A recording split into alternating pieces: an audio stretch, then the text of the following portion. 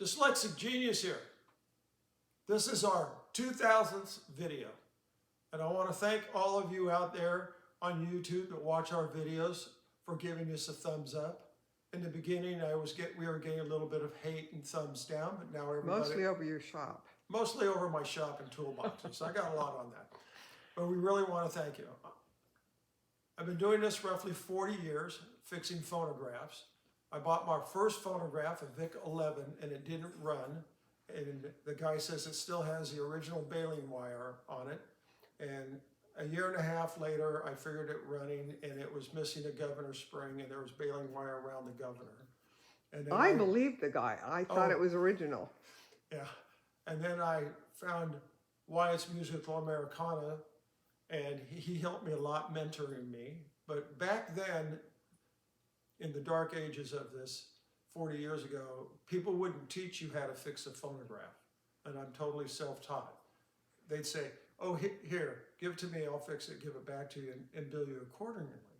I had a few phonograph people in California who taught me things. Ron Develson, the great Edison researcher, showed me how to rebuild Edison C reproducers and how to set the height on Edison diamond disc phonograph. And it was very funny when he did it at our house, our first diamond disc. He just went, okay, you got that? I go, yeah, I think so. And then Ray Phillips, a great Edison researcher, showed me a few things on this, but I'm mostly self-taught. And over the years, I've just have this way of fixing things.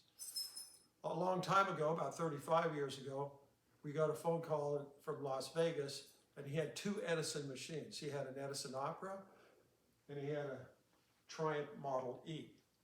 Both these phonographs were totally destroyed. The opera horn was in 7 pieces. The cabinet was broken. There's no paint on the bed plate or anything. And he put that down on the driveway, and I go, wow. Well, it looks like all the parts are there. And then he brought out the Triumph E, and the Triumph E was in the same condition. I totally redid this, taught myself how to pinstripe. That took a long time. This took me roughly a year and a half to restore, and then it was another year and a half on the Triumph here, on this E. And I just had one machine, I was doing it. We were lucky enough to find a nickel-plated one a little bit ago, which is very nice to have in the collection. But everything on our YouTube channel, you're able to rebuild a phonograph anywhere in the world. You go to Dyslexic Genius, you go to video, the recent videos, and you type in little things like, my spring won't hook up on my arbor. I have a few videos on that. Little videos like that on how to rebuild governors, but it's all in the videos. And you don't monetize. And I absolutely don't monetize. I want this to be free. We take no money from it. And one reason is there's a lot of copyrights on the old 78s, and then if they play it on YouTube, we have to pay somebody, but I want it all for free. And over the years, we've hunted and had a lot of fun. My sweet angel thought I was crazy when we went to Las Vegas to buy these two machines. We had to scratch to get the $2,000 together. She goes, you know what you're doing? And I go, yes. And then we went to the casino after that, and my angel wanted $1 to put it in the $1 million slot, and darn, we didn't win that one either. But it was a lot of fun. The Edison gem is my angel's. She always thought the maroon gems were beautiful. This is all original. We drove to Tehachapi, California to an antique dealer. And I got this for my sweet girl. It's been a lot of fun. I want to show you a few things. On my 40th birthday, we went to my hometown, Santa Barbara, California, and I found a Credenza 830X hand tool for $400. And back then, that was a huge steal. And it did not look like this.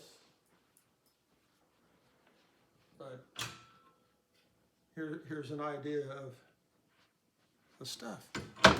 Here's a picture of it in construction.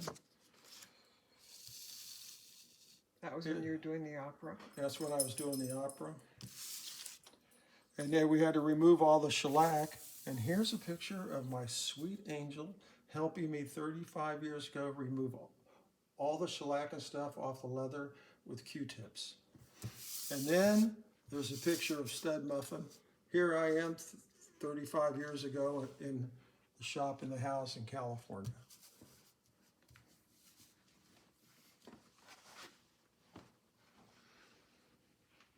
And we've been lucky enough to find an EMG, which is a wonderful phonograph, but we sure appreciate everybody and the input you give us in emails and phone calls, how you like our videos. And that is my tip for the day for number 2000.